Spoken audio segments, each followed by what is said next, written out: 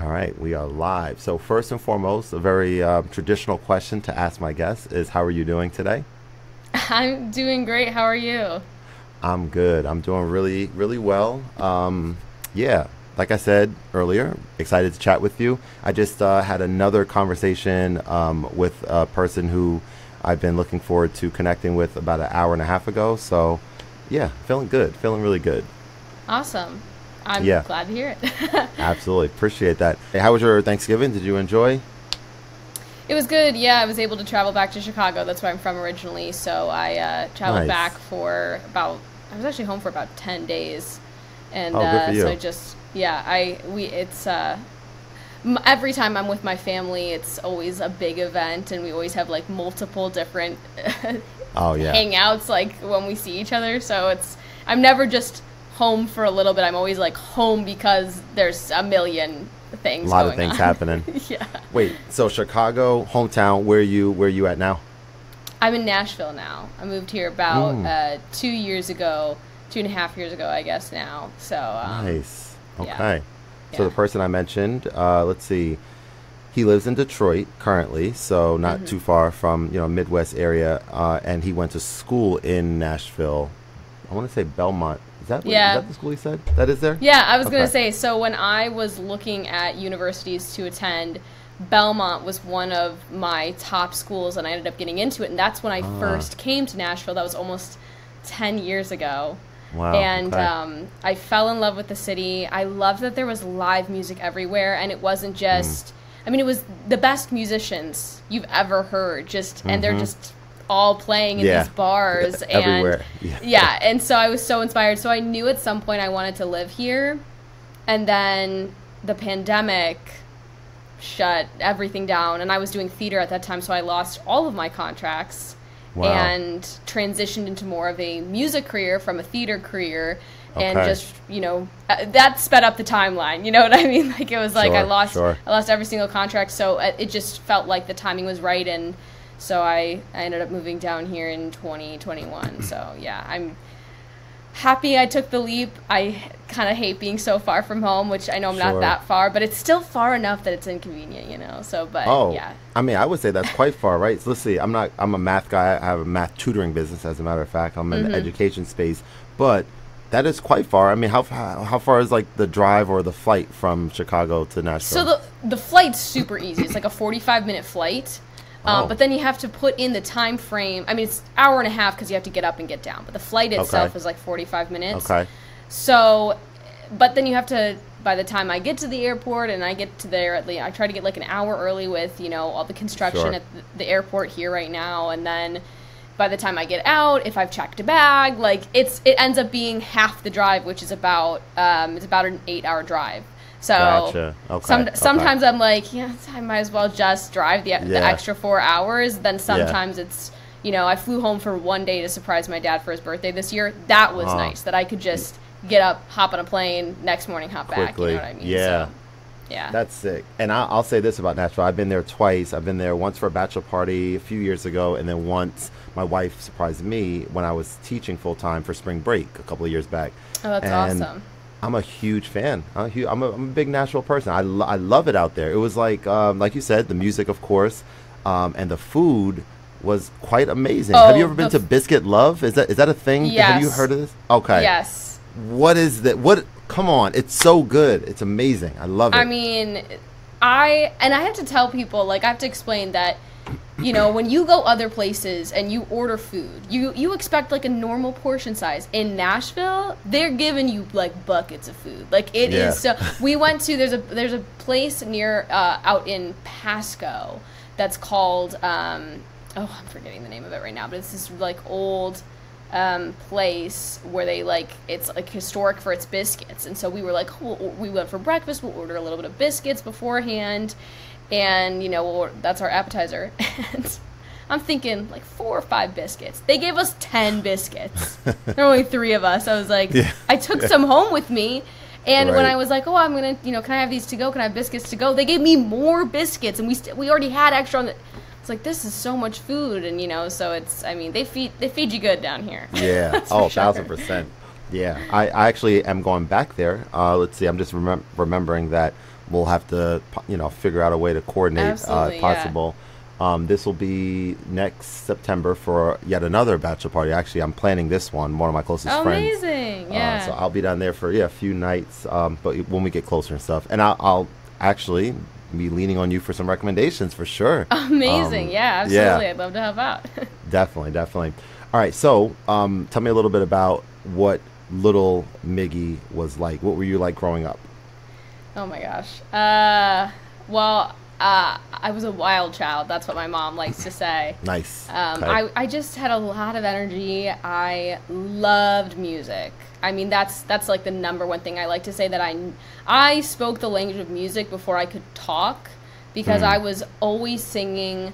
I mean, there are videos of me watching my grandmother play piano, and I'm just zoned in on her playing. Okay. Yeah. And so music was a big thing for me, but I had so much energy. I loved to learn. I was big on math, big on reading, huge avid reader. I mean, so that's, I would say that was kind of like me growing up. Was, I was involved in 1,000,001 activities. I mean, pretty much anything I could be a part of, I was a part of.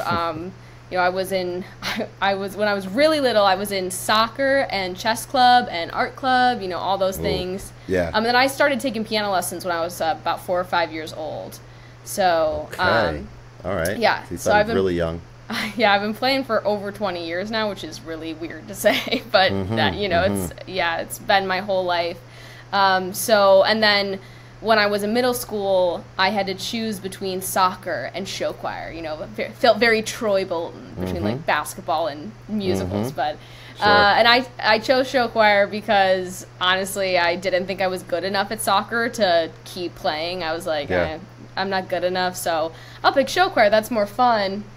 And then I was in show choir for, I was gonna say almost 10 years, really long time, and it was competitive in high school and stuff. So, yeah, but I was in choirs, I was in theater. I mean, anything and everything that I could be doing, I was doing. So I was I was a very overcommitted kid.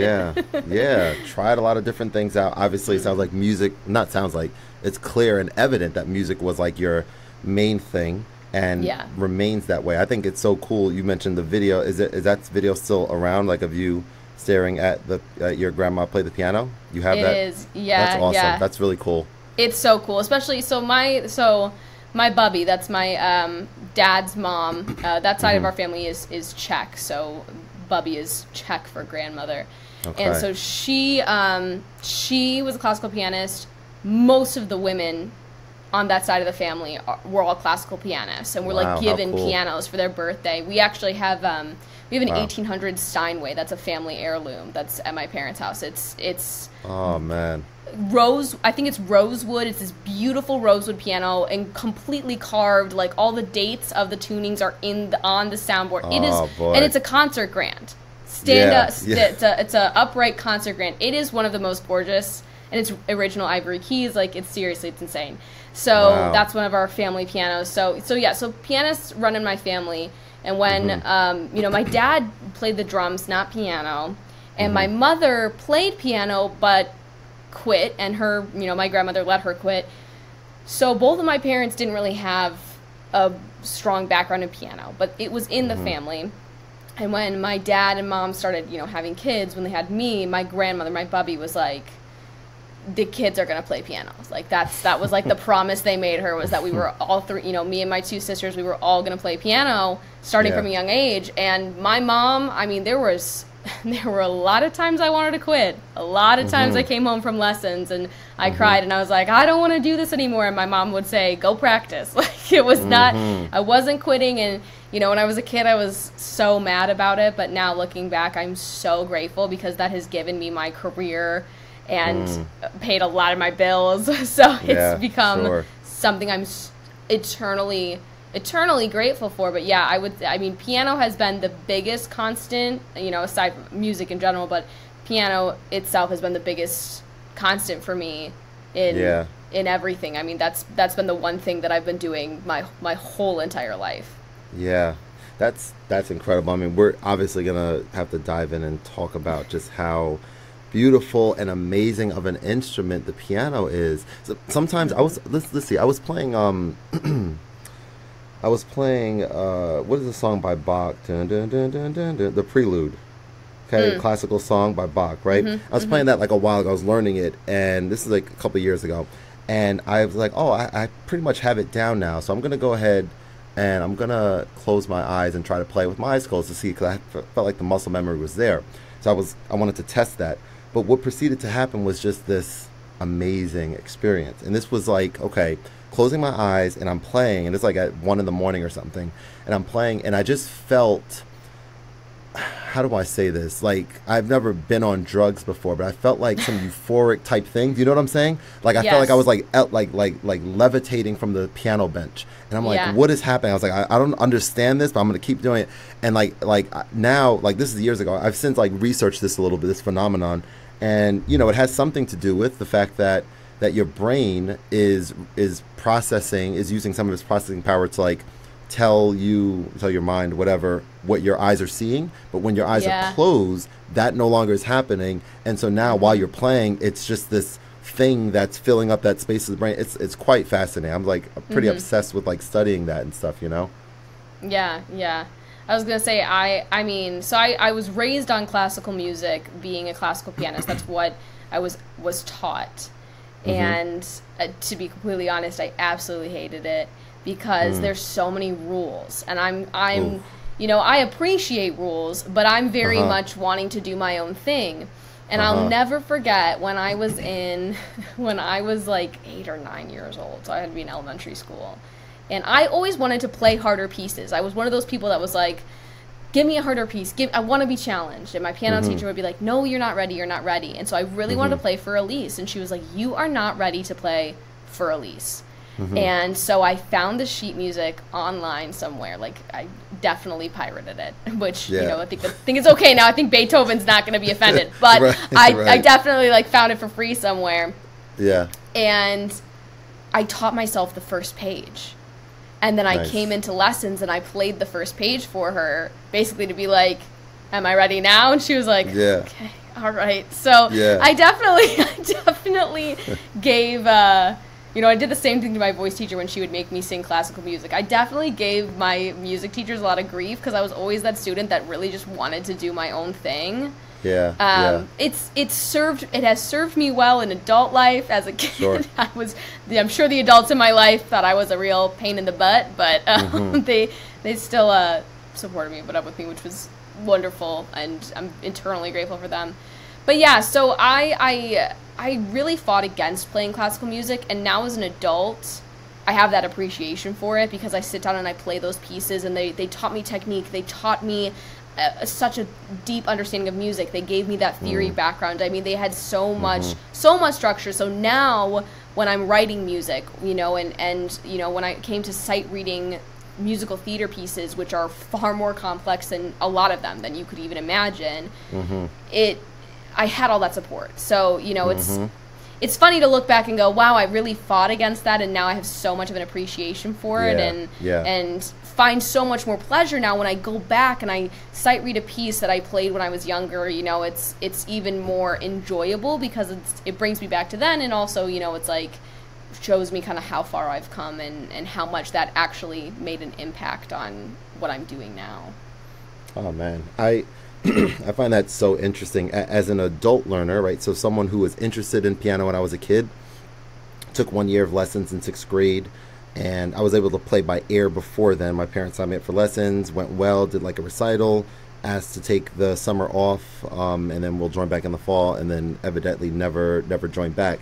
And so from that moment all the way to like maybe when I was 16 or so, I started, I always had an appreciation for music, and I started getting into music production then, and then dabbled in it and had fun and enjoyed that and stuff. Never took it too serious. But from that moment all the way to when I turned 30 is when, like, I was like, all right, I'm approaching my 30th birthday. Every time I see either a piano or something that resembles a piano, like some black and white lines or something, or rectangles, I'm like thinking of like, wow, like this is a missed opportunity. I love this instrument, and I never really fulfilled what I feel like part of what God put me on this earth to do, right? Is explore it, learn it, and as I've learned, like educate in the space and stuff. And so that's when I literally, the physical Alfred's, have you heard of, I don't know, Alfred's Piano? I don't know if this is a popular enough book, but it's like a tutorial educational piano book. That physical one, I still had a copy of the actual one from 6th grade, so I found it, went through it, taught myself all the pieces. I was like, all right, cool. Then did the YouTube thing, then signed up for lessons, and then, you know, built on that, and the rest was history. So I say all that to say, like, right now, I'm actually taking lessons and, of course, giving lessons with my business and stuff. And I'm learning, not Moulin Sonata, I just learned that, Clair de Lune, right? And so I'm learning this piece. I love that piece. That was my senior recital piece when I was 18. Senior year of high school. That was my senior recital piece. And the reason it is because when I played my first recital when I was 5, and of course I'm playing like some really easy baby song. But the way that my piano teacher structured our recitals was the youngest kids go first. Genius, because they get to go first. Then if they need to go home, they can go home. Like they're done. You know what I mean? The older kids can wait. So it would go from the youngest kids all the way up to the oldest kids, and the oldest kids would go last. And of course, I was the first one to go, and my mother made me stay the whole recital. I don't know how she got me to do that, but I mean, clearly my love for music kept me there, because I was fine the whole time. And the last girl to played Clair de Lune, and it was that's one of the few moments where I've been like, that was life changing, because I heard that piece and how beautiful it was, and I mean, composers, people who write music, paint with notes, right? So an artist has a brush and they paint on a canvas. We paint in the air, and so Debussy, he was so inspired by the Impressionist paintings at the time he was alive, and he was able to write that with notes. He was able to write like Monet's lily pads in a song, which is crazy. It's insane. Yeah. It's crazy. Yeah. And when you listen to it, you can tell that was inspired, because, you know, Impressionist paintings, a lot of it is those intense little dots. And if you listen to Debussy, if you listen to the Arabesque, Reverie, they're all little dots that make one big, beautiful, like, long, really legato piece of music. So that's, I mean, you can tell he's my all-time favorite composer, because I just think the stuff that he does is so luscious and beautiful, and I just love what he does. But it really is true. That is what composers do. That's what people who write music, they are painting with sound, which is such an incredible feat. You know, and then you know, people who are composers, they're writing with multiple instruments there, or even just one instrument, and they're having to create this painting. People who then also write with lyrics, it's like, now on top of that, you have to be a good writer. You have to actually be able to write lyrically. And then also do the painting of I mean, art is such an incredible, emotionally vulnerable thing that is just so beautiful, so human, and I think that it just doesn't.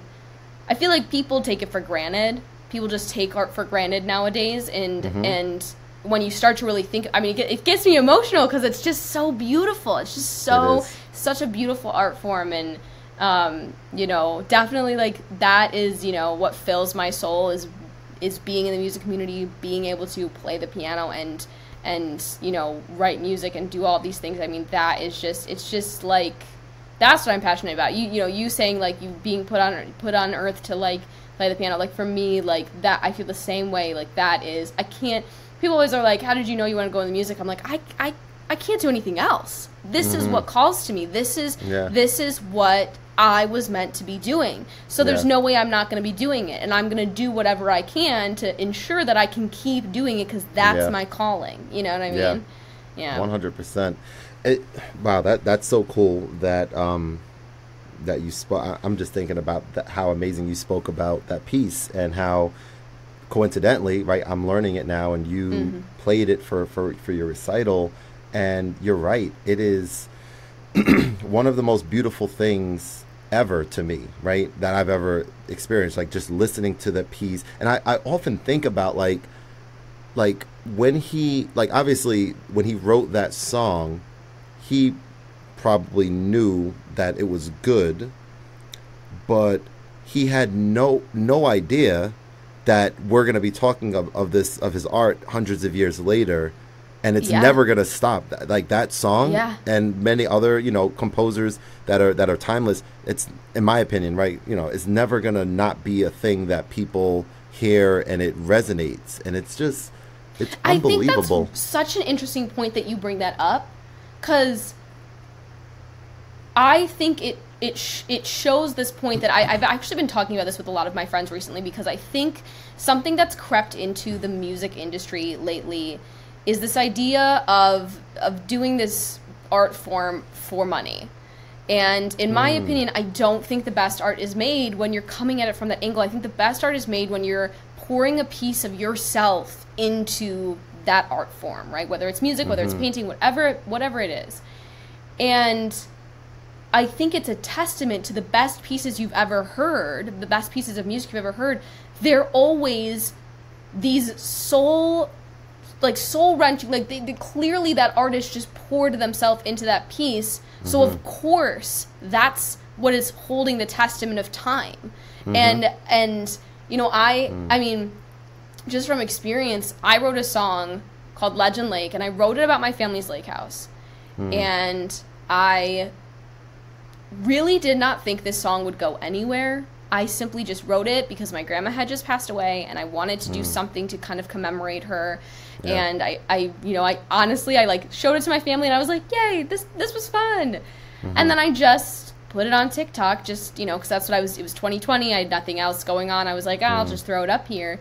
And that has been the song that has touched the most people, because everybody has those childhood memories, or that favorite childhood place they'd go to, or those maybe a summer camp, or they didn't, and they connect to it through a book they read. Like, and I was just writing it because I was grieving the death of my grandmother, and I was just thinking about that loss and thinking about my special place that I go with my family, and there was no other intent. It was just me offering a piece of myself in this 3-minute song. And it's now touched so many people, which is crazy and cool and weird, but like amazing, you know what I mean? And so that's where it's like, you know, you think about Debussy, you think about Chopin, you think about Beethoven, and they were just pouring pieces of themselves into songs. And I'm sure at the time they were just thinking, okay, you know, this is good. But I write songs and I'll be like, this is the best song I've ever written.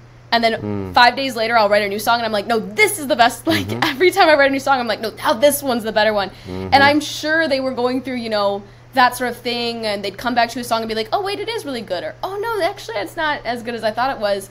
And it's so funny, as an artist, there's only so much you can judge, because we only have our perspective and our lens. And so it's, I'm sure they had no idea that you and me in the year of 2023, we were going to be talking about Claire de Lune. You know, I'm sure Debussy had no thoughts about that. I'm sure he was like, yeah, this is a really pretty song that I wrote. I think it's, you know, a really amazing piece of work. Moving on, you know? Yeah, on to the next thing. Yeah, man. 100%. That's really powerful. And I mentioned I had having a previous conversation with someone a few minutes ago, or a couple hours ago now, and we were talking about that very topic. How like music, and I guess it's a little, well, I guess I'll say it like this. Music is like a thing where I love music. I love listening to it. I love making it, all the different areas. And one area that I'm excited to touch on a little bit with you is songwriting, because it sounds like that's a major part of what you do. And that is a part of what I am going to, and I'm excited to explore that in 2024. You know, because it's like I have all this stuff in my head, and whenever I like, you know, I produce music or play something, and I'm like, oh, this sounds so good, it would sound, I have the idea of what would sound nice over it, but I don't have the words to say, or at least I don't think I have the words to say. And this is the thing, it's so weird. Tell me if this is true or not. I tried to like articulate this to another singer-songwriter on the episode, and I don't know if it hit home. But basically, like, when I am listening to something that I created on the fly, and I'm like trying to do like a reference track kind of thing in the moment to see what sounds good over it, I will start singing or rapping over something, and I will tell myself in my head that, oh, whatever I'm saying, whatever I'm coming up with on the fly, needs to rhyme because songs have to rhyme. That's in my head. But when I was listening to some music recently, I'm like, oh, I have a wide catalog of all this different stuff. I was listening to a song, I forget the name of it off the top of my head, but it was a song where this person, it was a really amazing beat. This guy produced, he's a guitar player, but he produced a song, and he's singing over it, and none of the words, nothing rhymes. There's no rhyming going on, but why it sounds nice is because he's like, I guess in place of the rhymes, he is harmonizing. So it's whatever he's saying, it goes with the music because he's singing it. And he's not, there's no rhyming words. He's telling a story. And that might be just a thing that's in many, many songs that we just take for granted because, like, it just sounds so good, so it doesn't need to rhyme. Whereas maybe, like, rap, for example, like songs, rap song, for example, there's no harmonizing. It's like, this needs to rhyme, boom, boom, boom, kind of thing like that. So for me, what dawned on me is, like, if I'm just, I can carry a note. I'm not a Miggie Snyder quality singer, but I can carry a note like when I'm playing something on the microphone. And you know what? I love that. Like in terms of like the thing that, because this is what we're gonna talk about. You perform live for people, and so you have a chance to play and sing and connect with people. And I want to like get into that into your head for a second. It is my favorite. I mean, like I love writing music. And I love all the aspects of what I do. But probably my favorite part of the job is getting to perform live because I love to meet people and hear how they interpreted my art and what connected with them the most and how can I better connect and also I love to make people laugh. So I'm kind of one of those people where I've gotten the review a lot that people say, I didn't know I was also coming to see a comedy show because I write jokes. I write jokes between all of my songs. Oh, how cool. Yeah, because the thing is, I write a lot of really heavy stuff. I write really heavy stuff. And I don't want people to leave my show sitting in that heavy, right? Okay. So my goal is to, because it's also everything, I'm going to get philosophical, but everything in life is a balance. In moments of grief, there are also moments of joy because you're remembering that person and those moments and those memories, or you're thinking about, yes, okay, this is upsetting, but there's also like, that silver lining to every cloud or whatever that saying is. So I feel like it's important for me to bring joy, especially when I'm going to be singing really heavy songs and talking about really heavy things, because that's where the balance comes in. That's how I make sure that my audience members leave not feeling like, oh my God, the world is like, I just had to sit through some really heavy stuff. I want them to leave feeling like filled to the brim. You know what I mean? Filled on both sides. But yeah, I love playing live, and I mean I've been playing recitals since I started piano lessons. So I've been performing on a stage since then, but when I was a kid, we have videos of me as a little kid where I'd turn on a song and I would put on a show with costumes for my mother. She'd just be sitting there, and my mom was a high school math teacher for like 37 years. So she'd be sitting there, she's grading papers, and here I am with a mic performing Beauty and the Beast. So it was like, it started super early. It was in you. I've always just loved that, and so for me, I just I love being on stage, and it's one of my goals to play more shows next year. My goal this year was to play 10, and I think I played like 15, maybe 16, which is fantastic. So I'm hoping maybe 20 next year, maybe more. So I'm just I just love it, and I love getting to tell my stories and make those connections with people, and I can't even say more about like how much I love to like perform and be on stage. It is your thing. It's your thing. It's what you were put here to do. And I'm wondering about so like all 15 shows that you did, these are just you and your instrument on stage, or are there any other like band stuff happening with other people? Yeah. So in Nashville we have something called a writer's round. I don't know if you know what that is. Oh, no. So they're called writers' rounds, and I think hopefully they're becoming more commonplace outside of Nashville. And it's basically just a bunch of writers get together and they sing in a round. So, you know, you go down the line and then you start back over with 3 or 4, maybe even 5 people sometimes. And everybody sings a song, and for however long the show is, you just rotate through. So if you have an hour-long time slot, you typically can get 3 or 4 songs in. And it's just like it's a nice way for people to get to know your music and you to, you know, kind of network and get to know other writers, and for artists to maybe come find writers, publishers. It's just a kind of like a big networking tool, but also a great way to just, you know, get your stuff out. So I've played a few of those here in Nashville, but the majority of shows that I play are just me and a keyboard going places. I'd love to play with a band, but I don't quite feel like I have the selling points yet to be able to sell band shows.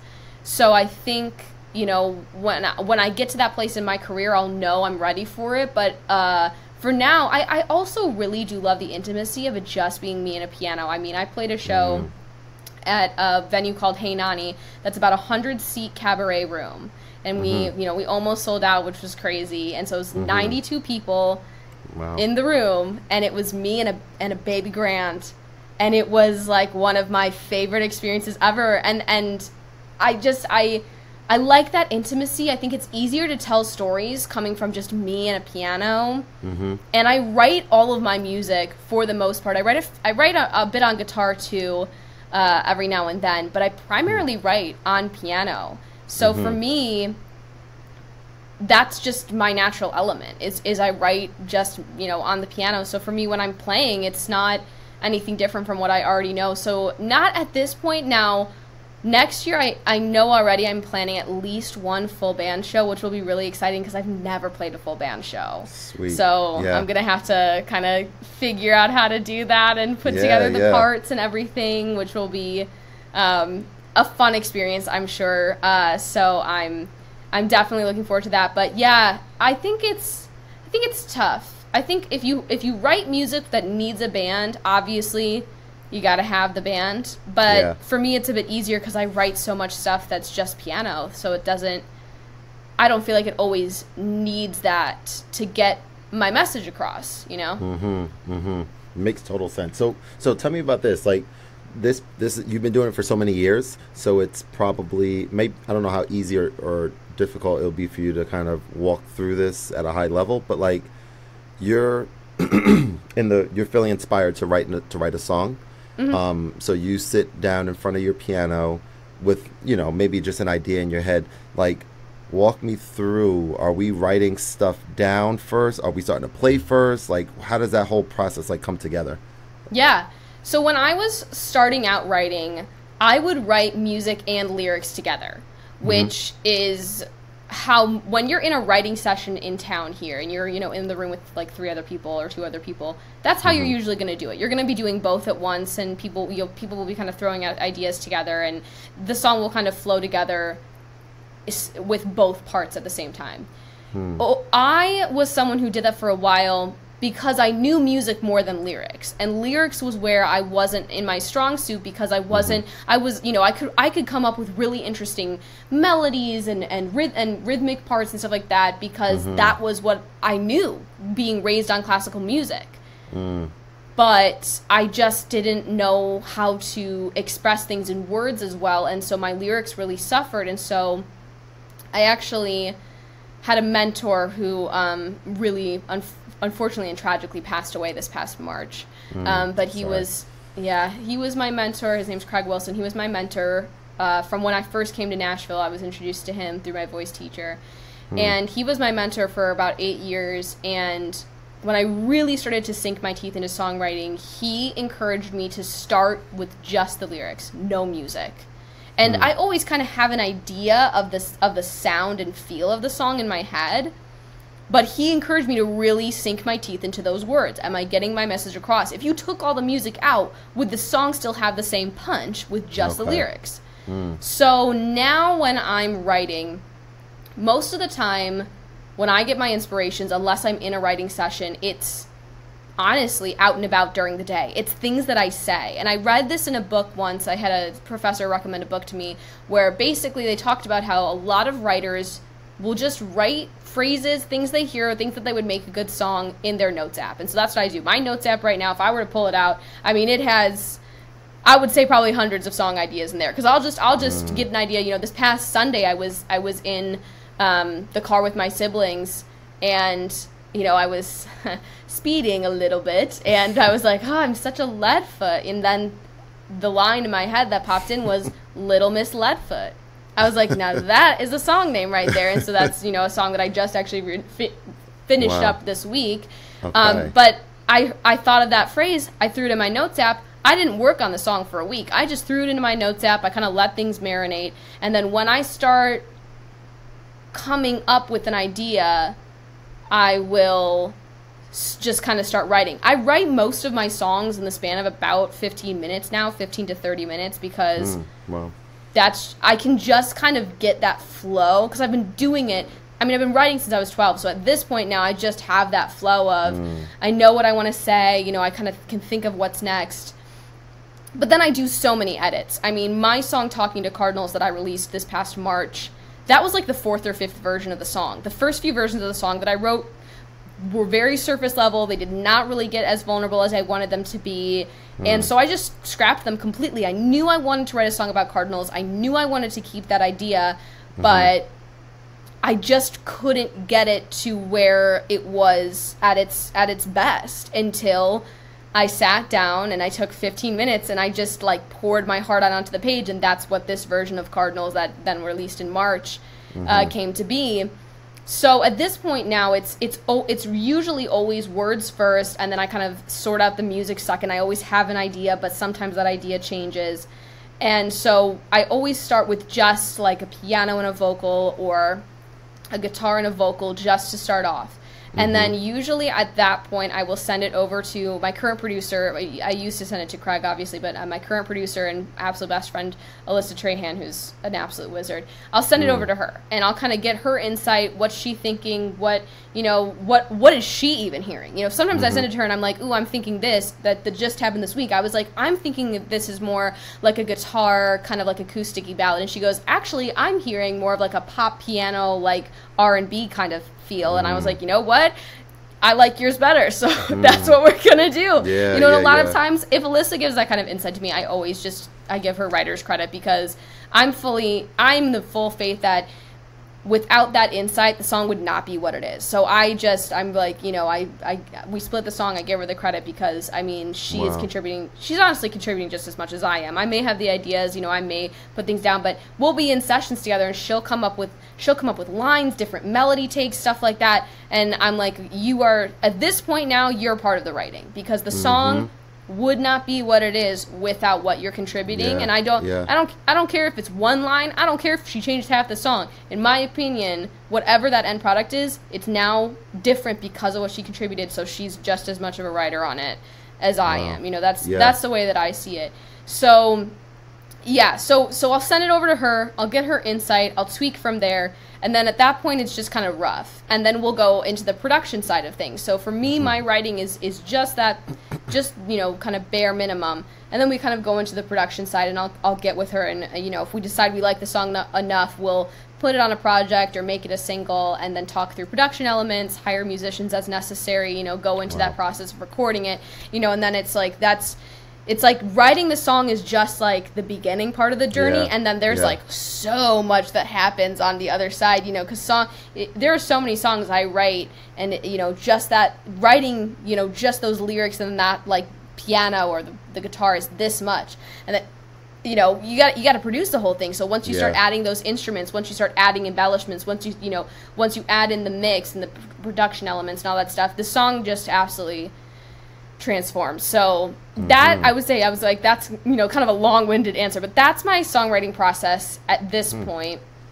And honestly, like I said, I'm inspired by just anything. Like, I'll think of things as I'm out in life. I think going out and doing things is the best thing to inspire yourself, is being a person that goes out, do stuff, talk to people, being social in that way, but then also just reading things, listening to things. One of my songs my song Villain that I've worked on that'll be coming out hopefully I think next year is all about how I think women tend to be villainized for things that men are not. And I came up with that because I watched the Doctor Strange, second movie, and Wanda Maximoff has a line about how she does something and she's the villain, but a man does something and he's a hero. And I was like, now that is a song. That right there is a song. And then I started thinking about it more, and then the idea transforms. And so it's just, I kind of feel like my brain, and I have ADD, so my brain is always just running. So I think that helps when it comes to songwriting, because I'll plant a seed of an idea and then it just kind of grows over time until I'm kind of ready to put it down onto paper. So it's kind of like a long process. And I have stuff in my notes app that I've written down that I will forget I've written down, and then I'll revisit and then I'll write about it months later. So it's just it's kind of like I'm always writing. I'm always thinking about a song or this or a melody, or it's just like it's all up here and it's just like constant. Look, I gotta say this. So I said earlier, I was like, okay, music is what I was put on this earth to do, and I think that is true. However, the more I have these conversations and the more I meet people like yourself who are artists in their own right, musicians, painters, etc., creators, the more I think like I love doing this podcast thing, this conversation with people. Yeah. And it's an area that has always been like a not an afterthought, but just something that I just kind of did a little bit on the side, but focus more on my tutoring business or making videos for my channel that are tutorials about this gear that I talk about a lot and stuff like that people are going to search for and see. But it's kind of like dawning on me as I'm sitting here talking to you and I'm just reflecting, like, I'm like, oh, wow, like, okay, I'm meeting you for the first time, aren't I? Like, we haven't met before, right? And I'm enjoying hearing you talk about something that you're passionate about in the creative space. That is inspiring to me. Like, I'm like, oh, okay, well, my mind also races sometimes with different things. And I mentioned to you about next year wanting to get into, songwriting and stuff. It's like, why not? Why not just do it? Like, why not, connect my mic and just experiment and just try things out? I was going to say even earlier, I was like, okay, when I'm curious to know if you've ever dabbled in, actually, before I say, I'm interested to know, live streaming. Have you done this on any of the platforms, or are you strictly in person performing? So when COVID first began, actually how I built up most of my audience on TikTok is through doing live streams. And I will do a live stream once every couple weeks now, just because I just have so much of a busy schedule. It's a lot harder for me to keep up. But there are I would write songs on lives and have my audience members contribute. I can't remember. It's one of my songs from my first EP that I wrote on a live that, do you know who Dan Povenmire is, the creator of Phineas and Ferb? I know what that is. I know that. Yeah, so the creator of Phineas and Ferb, Dan Povenmire, he follows me on TikTok, which is weird and crazy and surreal. He's fantastic. Wow. He was in my live when I was writing one of my songs and was like giving me ideas and insights. And so, cool. So I will say live streaming, and I've done live stream concerts. I would love to do more live stream concerts, honestly, because I know that a lot of the people who would love to come see me just don't live in proximity to where I do my shows. So that's definitely a goal of mine. But yeah, I love to get on live streams, and I will work on parts. I will showcase new songs that I'm working on to get insights. And so yeah, I do live streaming a lot less now, but I did it a lot when I was first starting on TikTok, and it's definitely just another great way to connect with people, honestly, and to have your audience and community be involved in your artistry. It's definitely a huge part of how I got the audience that I have today.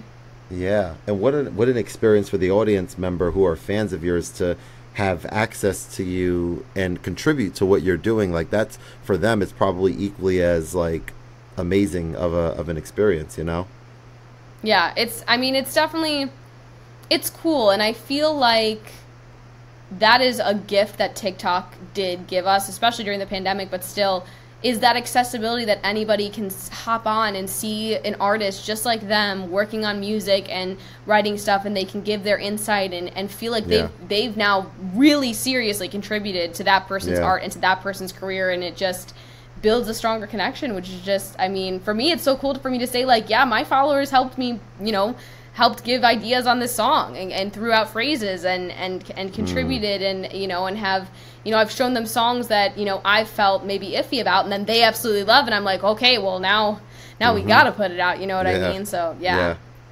Why TikTok and not Twitch or YouTube or one of the other platforms? Truthfully, because I've done a YouTube live stream, and I will usually do a YouTube live stream if I'm going to do like a full concert, which concerts are a lot less interactive than a TikTok live or, you know, if I did a Twitch stream. I do have a Twitch channel. I'm going to be 100% honest. I may seem tech savvy, but I'm really not. So I feel Twitch is just enough complicated that I can't figure it out.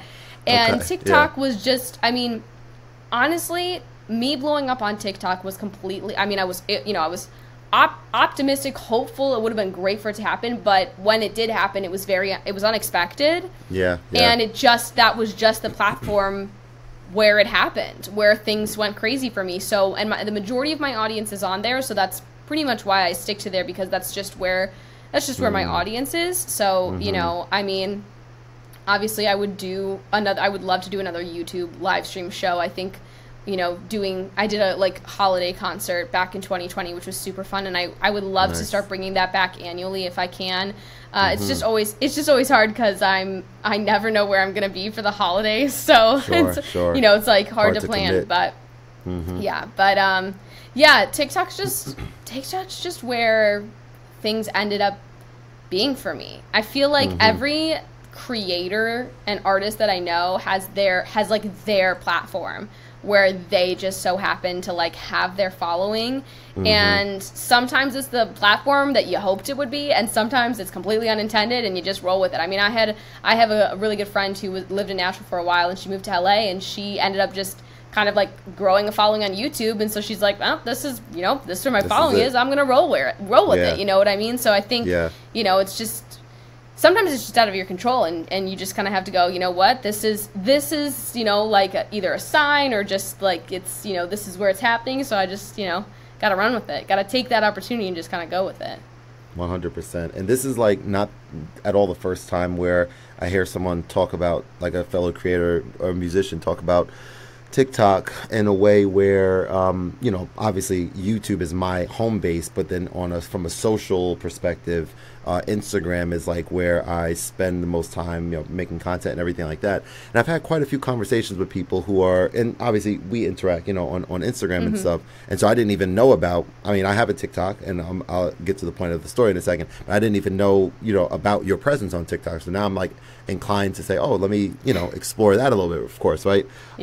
But my thing is like, people, like, there was the one I had on just recently, a musician, a DJ, she's awesome, her name is Staria, and she was just basically saying like she was doing the same stuff on both Instagram and TikTok, and things were just better and more people were more receptive and things like that on TikTok, and Instagram was just, she would post stuff and no one sees it and all this kind of stuff, and she was like, you know, I see the stuff you're putting on Instagram, and she was kind of like not pleading, but basically like really strongly encouraging me to like, you could do great on this other platform.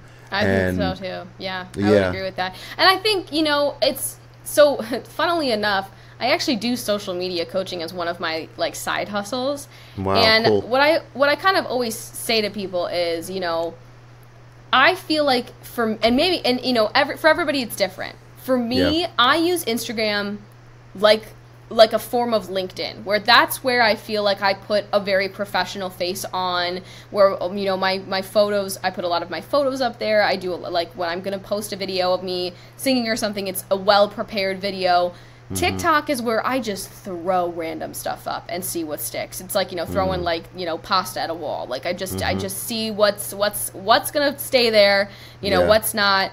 And it's also a lot more informal. So I think it's a lot easier for me to be authentic on that platform because that's just the way the platform is. It's very informal videos. It's, you know, people just, you know, kind of like throwing stuff out there and being silly. And so it was easier for me to be authentic on there because on Instagram, I just felt this pressure to be perfect, honestly. I felt pressure to like put up a perfect, beautiful video or beautiful photo, and I'm so far from perfect that I was like, this is not accurate of who I actually am. Whereas on TikTok, I mean, I throw random stuff up on there all the time, and always the stuff that does the best is where I'm just truly being who I am, silly, goofy, you know, myself.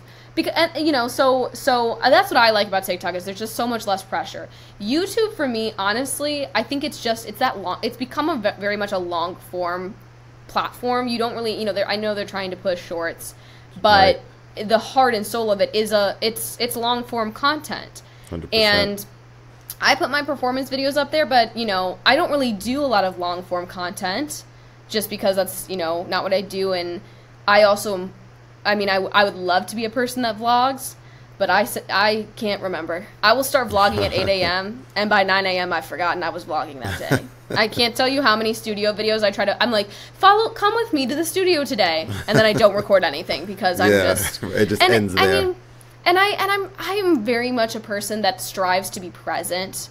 I don't like to be on my phone. If I'm going to go somewhere, I'm going to go do something. I don't want to be that person that's like, get in the video, I forget to take photos all the time because I'm just like, I just want to be in the moment and hang with people and be around people. So, you know, that to me.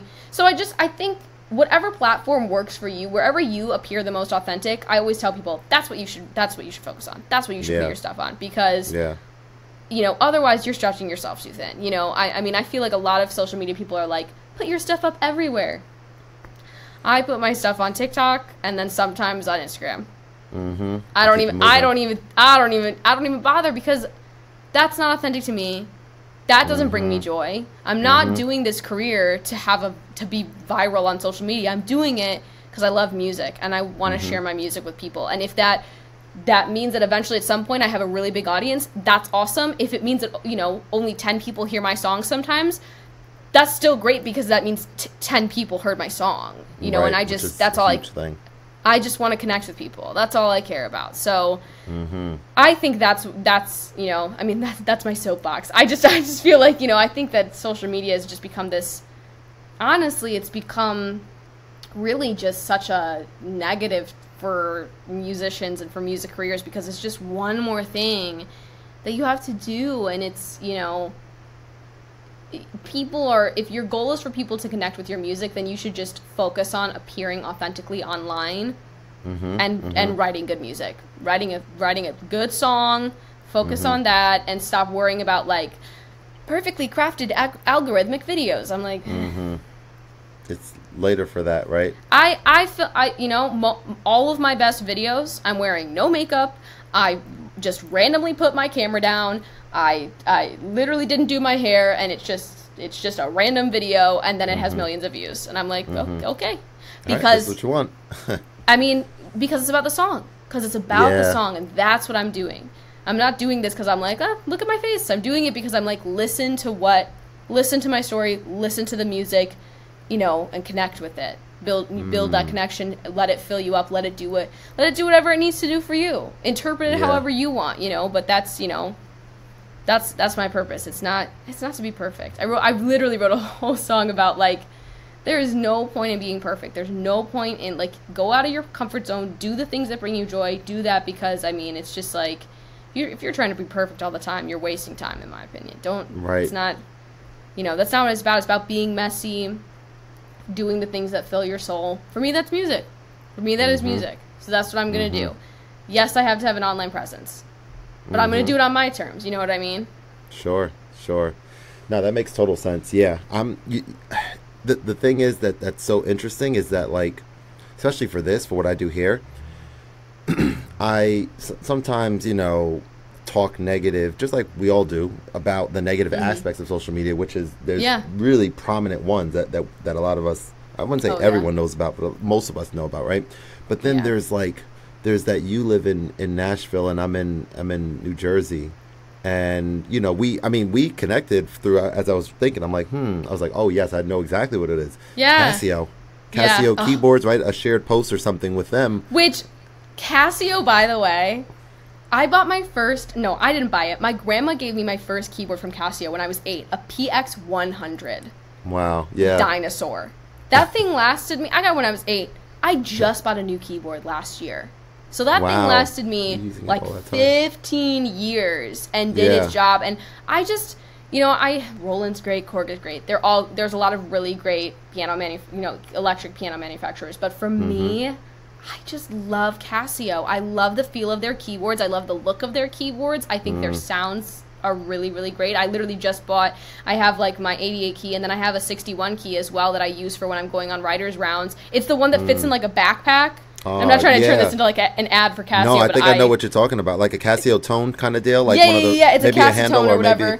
Okay. It goes in a backpack. I have brought it to writers' rounds, and people are like, "Is that a guitar?" I'm like, "No, it's a piano." Yeah. They get so excited. They're like, "What?" I'm like, "Yeah, it's a piano. Yeah. I fit it in a backpack because that's the bane of my existence is trying to lug and because I'm 5'2", so a keyboard is my height, and I look like a toddler lugging their like cello somewhere.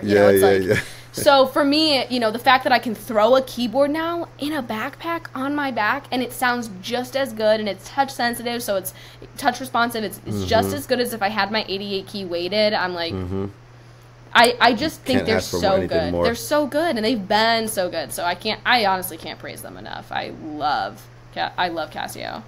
They are incredible. Absolutely. My first one was their premium one that just came out, the PXX 7000, I believe. The one that's like the harmonious green. When I saw them release that, and I saw the color of the keyboard, and then I saw that furniture-looking stand, I was like, no matter what, I'm getting that. I don't care what's happening. I was like, I need that in my studio, not even in my studio. I need that like in a public area, in the living room. And so I'm fortunate and blessed enough that like I have relationships with brands, but also like a store called Zounds with two Z's, and I have access to like get anything I want from them right on loan for as long as I want, which is really incredible.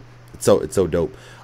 So that was like one of my first ones, and I was blown away. That thing, it's so good. So I know I'm right there with you, like 1,000%. They're a great manufacturer, great company. They're great, and their keyboards are lightweight enough too that my 88 key, I can take it if I want to for like a gig that I really want an 88 key for. I can take it, and it's it's not too crazy for me to have to lug it around. It's still light enough that it's not like I can carry it, and like I said, I'm 5'2". I can't carry much, but I can carry it. You know what I mean, and not have issues with it. So I can't give them enough. Everybody has like their like whatever their a Nord, a Korg, a Roland, whatever their favorite Nord is. Right here, I'm big on Nord. I love my Nord Piano 5. Have you ever played on one? I have. I played on a Nord. I played on a Roland. I played on a Korg. I think I've played on just about anyone. Cool. I used to have a Yamaha, and I actually just recently played on a Yamaha that was honestly exceeded my expectations because I have not really liked Yamaha pianos. But it absolutely blew me away. It was really nice feel, good weighted, not too heavy. Again, I'm really big on, that's one of my biggest issues, I guess, with some of these keyboards like Nords, like Rolands. They're heavy. They get to be pretty heavy, and I know that they're incredible quality, but like I can't carry it. At some point I have to be like, can I gig with that? No, then I can't own it. You know what I mean? It's not gonna work. It's not. If I'm doing, because a lot of my gigs, when I play them solo, I'm doing load in, load out myself. And if I have a PA with me, that means I'm loading out a PA, merch, all of my signage, it's my keyboard, it's all me. So, I have to think in that headspace of like, what can I reasonably bring to a gig and set up myself without assistance? And so, but it's really impressive how far keyboard technology has come. I feel like just in even my lifetime, it has become really authentic sounding, and of course nothing's ever going to beat a real piano. But it is really fantastic how far those sounds have come to give you at least the feel. So, if you're someone who, like me, I can't afford to have a piano yet, so it's like great that I can have a keyboard that's feels like a piano, sounds like Yeah. a piano, and is at least close enough that I'm not missing my piano too much. Yeah. No, I agree with that 1000%. All right, rapid fire questions. You ready? Okay, yep. First question is, name a place that you visited that you loved. Oh, San Antonio, Texas. I know that sounds so crazy, Oh, but I've never been. Why did you love it there? Honestly, it's just so beautiful. It's Wow. such a beautiful place, and I got to go to. This was a really special experience. I went to the historic missions in San Antonio, which includes the Alamo, and it was during Dia de los Muertos. So I got to see all the ofrendas. I mean, that was so cool and just so special. And they were doing services during that time, and it just. And I was going through, like I said, it was the year that I lost my grandma, so I was going through that loss, so it just felt, it was just kind of like all the right things, but I just loved San Antonio. It's such a beautiful city, and really nice people. Wow. How's the food out there? What's it like? Or is that not anything that's not the main reason to go? I was going to say, I didn't try, of the food that I tried, I enjoyed it a lot. I'm not a big food person, so I'm probably not the best person to ask like food questions about. But I just thought it was a beautiful city with so many historic places that it was. I mean, that or Boston are probably two of my favorite cities that I've ever been to. But I love Boston. Again, I'm a big history person, so the history in Boston. Oh yeah. That Freedom Trail is like nothing else. I mean, it's just one big plot of history is the entire city of Boston. We just went, I'm trying to remember the name of the town right next to Boston, which you may remember. Let's see, where were we? Salem? For a wedding. Cambridge? Cambridge, yes, perfect. So near Boston, right, for a wedding. And I loved it there so much. Same New reason England that you in general. I mean, I went to Providence, Rhode Island, too, for work at one point, and I would love to do like a small town New England tour because I just love. Yeah. I love small town New England. It's so pretty. It's so historic. Yeah. It's so cute. They still have like Nashville right now. They're tearing down all the old houses and putting in boring, standard looking stuff, which I hate. So I love that New England's history has been so well preserved, and you can still see so many really just cute and historic places. So I guess in threefold, I would say San Antonio, Boston, and Providence are probably my favorite cities I've visited. Very cool. Okay. All right. Name a movie and a TV show that you love. Oh my god, this is hard. TV show that I love, probably. Oh my god, I have so many. Currently I'm rewatching Friends.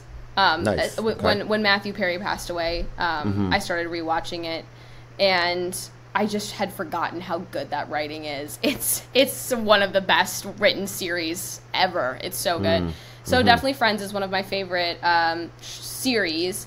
As for movies, I'm trying to think of what my go-tos are. I love a good Disney movie.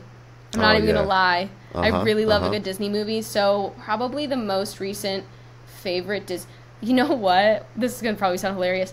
But the original Cars movie I've been on a Cars kick.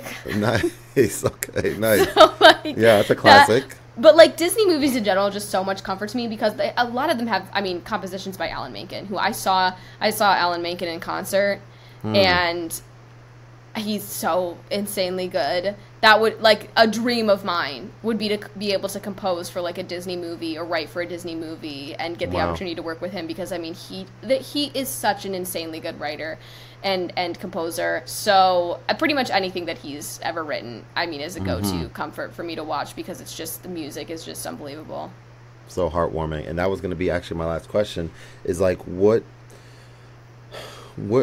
kind of goal do you have for yourself? What would you like to see like accomplished? I know you mentioned one about a specific number of shows next year, but maybe a little bit longer term, 3 years.